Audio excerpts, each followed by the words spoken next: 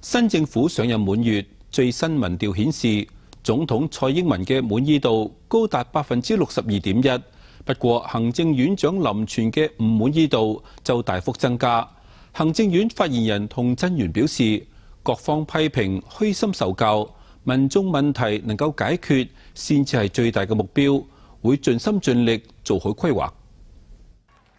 新政府上任滿月，外界不免攞放大鏡嚟檢視。台灣世代智庫嘅民調顯示，總統蔡英文執政滿月，滿意度高達62.1%，唔滿意度只有24.5%。不過行政院長林全喺兩間媒體嘅民調，唔滿意度大幅提升，分別係23%同33%。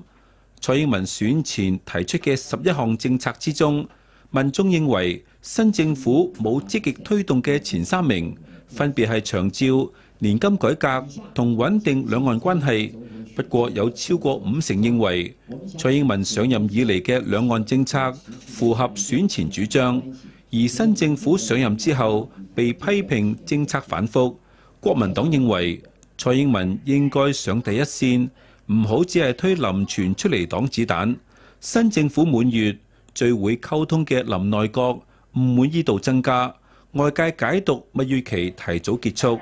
林內閣7月開始推出新農業5大創新同食安政策，要俾人民有感。